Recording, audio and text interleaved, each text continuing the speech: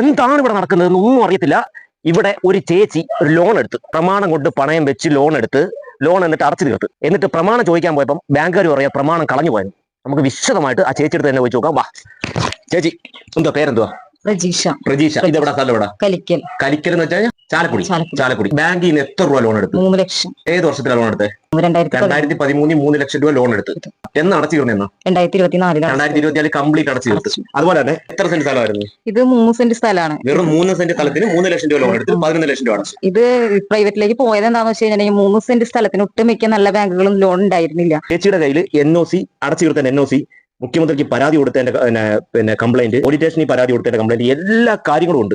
ഏത് ബാങ്കായിരുന്നു? തൃശ്ശൂരുള്ള മുത്തൂറ്റ് ഹൗസിംഗ് ഫിനാൻസ്. തൃശ്ശൂരുള്ള മുത്തൂറ്റ് ഹൗസിംഗ് ഫിനാൻസ്. പടിഞ്ഞാറേക്കോട്ടയാണ് അതിരിക്കുന്നത്. ബാങ്ക് ഇരിക്കുന്ന സ്ഥലം പടിഞ്ഞാറേക്കോട്ട. അവരുടെ ചോദിച്ചപ്പോ എന്തോ പറഞ്ഞു? നമ്മുടെ കേസിന് പോകാൻ പറഞ്ഞു, സിവിൽ കേസിന് പോകാൻ പറഞ്ഞു. ഇവരത് കൊണ്ട് കളഞ്ഞു കഴിഞ്ഞാൽ അവർക്ക് ഉത്തരവാദിത്തമില്ല. അവർ പറയും നിങ്ങൾ കേസിന് പോയിക്കോളാനാ പറയുന്നത്. എന്ത് തെമ്മാടിത്തരങ്ങളാണ് കാണിക്കുന്നത് നോക്ക്. സ്റ്റേഷനിൽ കൊണ്ട് കംപ്ലൈന്റ് കൊടുത്തപ്പോൾ ഈ പറഞ്ഞ പോലെ അവർക്കൊരു ചൂടില്ലാത്ത രീതിയിൽ, അവർക്ക് ഇതിലൊന്നും ബാധകമില്ലാത്ത രീതിയിൽ അവർ പെരുമാറി. പോലീസുകാർ പിന്നെയും നമ്മളോട് വേണ്ട രീതിയിൽ, പക്ഷെ പോലീസുകാർക്ക് നമ്മളെ ഹെൽപ്പ് ചെയ്യാൻ പറ്റില്ല, സിവിൽ നേച്ചർ ആണെന്ന് പറഞ്ഞു. ഈ മുത്തൂറ്റുകാരാണോ ഈ കോടതിയിൽ നിന്ന് പേപ്പർ അയപ്പിച്ചത്? ആ മുത്തൂറ്റുകാർ അവരാണ്. പോലീസുകാർ വിളിക്കുമ്പോൾ അവർ കോടതിയിൽ നിന്ന് ആ പേപ്പർ ഉണ്ടെന്ന് പറഞ്ഞ് പോലീസുകാരെ കാണിക്കണം. ഇവർക്കൊന്നും യാതൊരു ഉത്തരവാദിത്തമില്ല. നമ്മൾ കൊണ്ട് പ്രമാണം വെക്കുന്നു, പൈസ അടയ്ക്കണം, പ്രമാണം കിട്ടത്തില്ല. ഈ വീടിന്റെ പണി പോലും കഴിഞ്ഞിട്ടില്ല. എന്ത് തെമ്മാടിത്തരങ്ങളൊക്കെ കാണിക്കുന്നത് സത്യം പറഞ്ഞു കഴിഞ്ഞാൽ. ദയവ് ചെയ്ത് മുത്തൂറ്റുകാരോട് പറയുക, ഇവർക്ക് ഇവരുടെ പ്രമാണം ദയവ് ചെയ്ത് നിങ്ങൾ കൊടുക്കണം. തെണ്ടിത്തറ കാണിക്കുന്നത്. തുച്ഛമായ പൈസയിൽ തുണിക്കടയിൽ പോയാണ് ഈ ജോലി ചെയ്ത് ചേച്ചി പിള്ളേരെ പോലും പോറ്റുന്നത്. ആ പൈസ കൊണ്ടാണ് ഈ പലിശ വരെ ഉമാരുടെ അടച്ച് അണ്ണാക്കി കൊടുത്തത്. എന്നിട്ട് ഉമാർക്ക് ഒരു നന്ദി ഉണ്ടോ? അവര് എന്നിട്ട് സിമ്പിൾ ആയിട്ടാണ് അവര് പറഞ്ഞത്, ചേച്ചി ആധാരം പോയി. ഒരു 3-4 മാസം അവർ വട്ടം കറക്കി. ഞാൻ ആധാരം ചേച്ചി നോക്കട്ടെ. ഞങ്ങൾ മലയാളി, ബോംബെയിലാണ് ഇവരുടെ ഹെഡ്. മലയാളികളെ കൊണ്ടുവന്ന് നോക്കാൻ പറഞ്ഞാൽ അങ്ങനെ ഒരു 4-5 മാസം ഇവർ എന്നെ കളഞ്ഞു.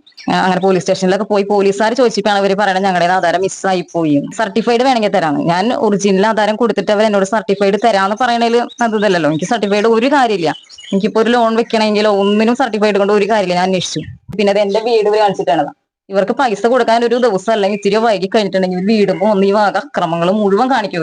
9:30 എന്റെ വീട്ടിൽ കയറി വന്നിട്ടുണ്ട്. ഒരു രാത്രി 9:30 ഞാൻ പൈസ ഉണ്ടാക്കി കൊടുത്തിട്ടുണ്ട്. ഇവർക്ക് മനുഷ്യാവസ്ഥയുടെ ലോൺ മുടങ്ങും. പിന്നെ ഇപ്പൊ എന്റെ ജോലി സ്ഥലത്ത് വന്ന് ഇവരെന്നെ ബുദ്ധിമുട്ടിച്ചിട്ടുണ്ട്. ഒരുപാട് ബുദ്ധിമുട്ട്. ജോലി സ്ഥലത്ത് വന്ന് എന്റെ പിന്നാലെ ചാലക്കുടി വരെ വന്ന് ഇവരുടെ ഒരു സ്റ്റാഫ് എന്നെ ചീത്തം തരാൻ പറഞ്ഞിട്ടുണ്ട്. 1-2 മാസം പൈസ അടച്ചില്ലെങ്കിൽ വീട്ടിൽ കയറി നിരക്കും. വീടിന്റെ ഫ്രണ്ടിൽ വന്ന് പൈസ കൊണ്ടേ അവന്മാർ പോകത്തുള്ളൂ. പെണ്ണുങ്ങളുള്ള വീടാണോ ഏത് വീടാന്ന് നോക്കത്തില്ല.